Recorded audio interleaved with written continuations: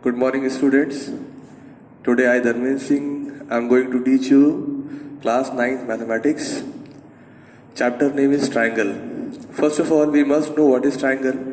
As you can see on the screen, a triangle is a polygon with 3 edges and 3 vertices. It is one of the basic shapes of the geometry, means the beginning of the shapes in geometry is from the triangle only. That is why triangle is called basic shapes.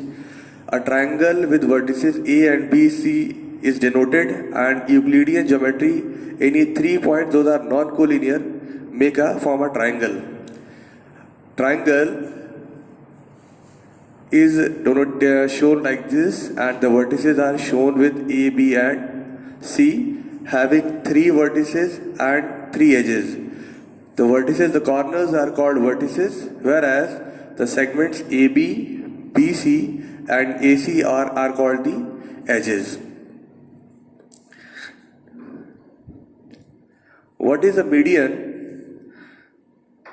This is the first term related with the triangle. First one is what is median. I will show you here on the screen, and thereafter I will be reading from the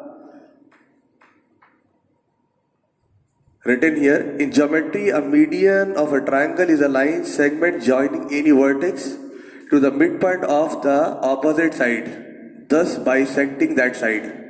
Every triangle has exactly 3 medians, one from each vertex, and they intersect each other at one point, that is called centroid. So let us see here. Suppose this is your vertex A and the midpoint of BC is D. And when we join A with D, then AD is called median. This AD is bisecting the opposite side here. Same way from B also you can draw, and same way you can draw C from C also, and there are 3 medians this way. Consider E and F. AD, BE and CF are the 3 medians, and the point where they meet is called centroid, and this point of intersection of all the medians will be called as centroid, represented by capital G. Now next is, what is altitude of a triangle? Altitude you can consider as height of the triangle. As it is written here, in geometry, an altitude of a triangle is a line segment through a vertex and perpendicular to a line containing the base. The length of the altitude, often simply called the altitude, is the distance between the extended base and the vertex. I will be showing you here.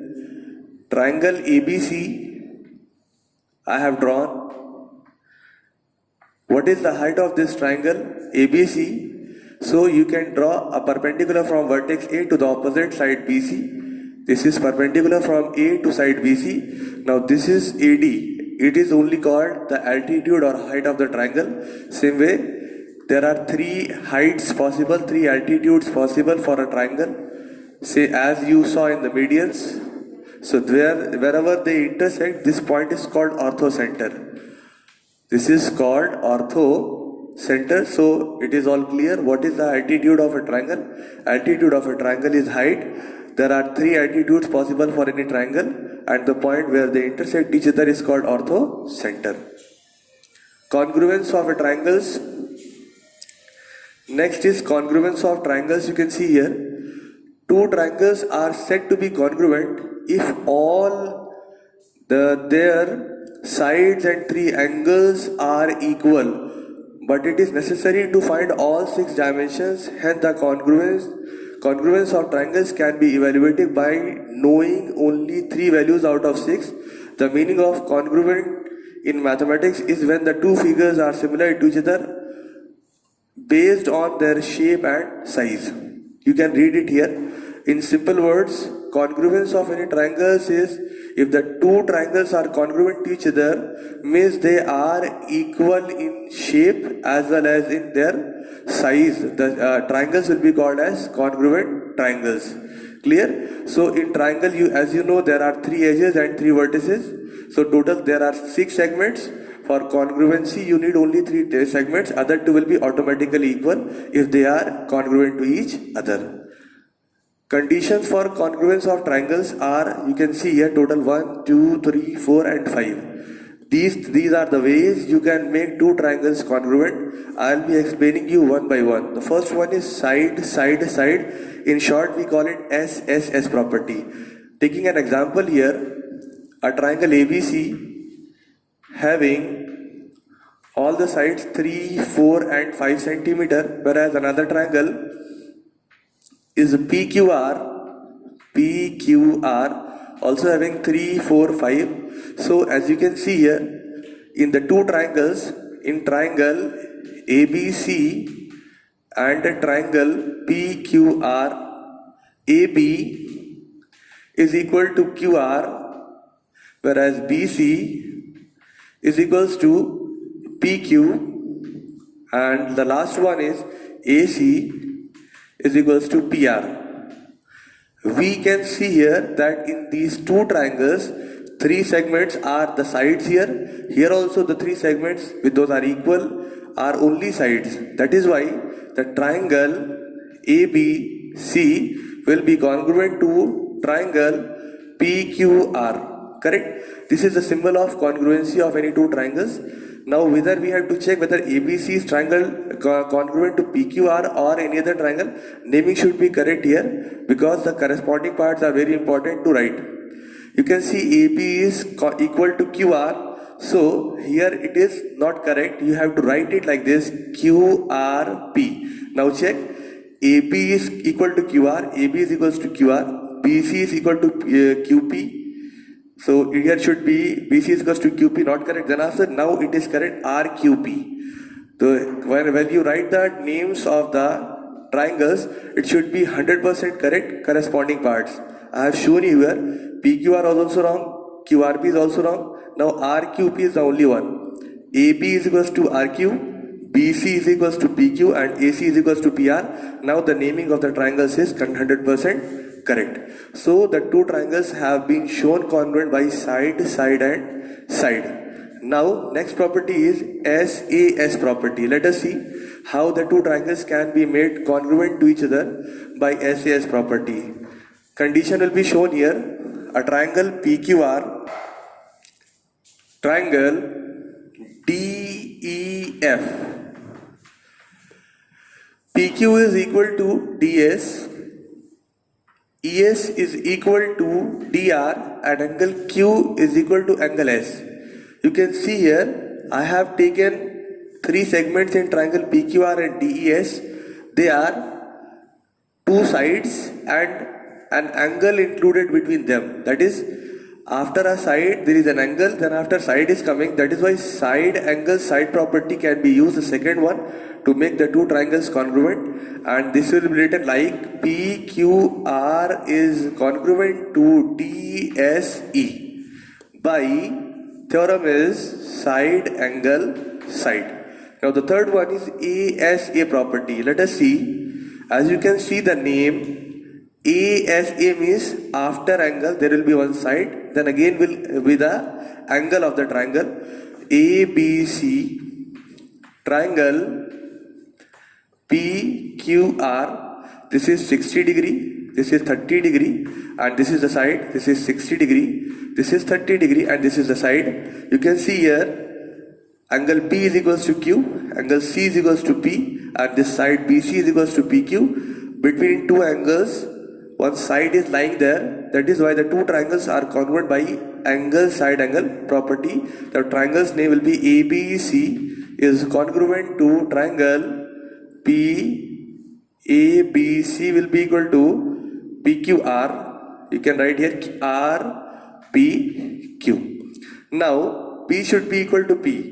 P is 60 and P is 30. No, correct, not correct. So here it should be RQP. Now the triangles are correctly written, the triangles are congruent to each other, and the theorem is the third one, ASA. Now the last two will be explained here one by one. You can see here on the screen. The first one is this AAS. As you can see the name, AAS means angle side. After two angles the side will come ABC, and this is PQR. This angle is equal to this angle, this angle is equal to, this angle means angle Q is equals to angle B, R is equals to angle C, and the side PQ is equals to AC. So angle, then after side is coming, the triangle PQR is congruent to triangle ABC, and the theorem is angle, and side. The last one is right angle, hypotenuse and side, RHS condition. You see here, for this you need the two triangles having at least one angle 90 degree. Here this is D, this is E, this is F, this is A, this is B, and this is C, and this is 90 degree. Their hypotenuse should be equal, and as well as any of the two sides forming 90 degree angle should be equal. Suppose this is AB, here equal and equal to EF, here it is equal. Now right angle you have taken 90 degree, as well as hypotenuse also you have taken, and one side you have taken. That is why triangle ABC is congruent to triangle DEF. Let us see whether it is correct or not. AB should be equal to EF. AB is not written here equal to EF. Now make it correct. You have to write EFD. Let us write EFD here. Let us check, are they correct now? AB is equals to EF. Angle B should be equal to angle E. Angle B should be equal to E. Not correct. Now again we have to make it correct. To make it correct here, FED. Let us see. FED. Are they correct now? Let us see. AB should be equal to FE. AB should be equal to FE, correct? Angle B should be equal to E. Angle B is equals to angle E. And AC should be equal to DF.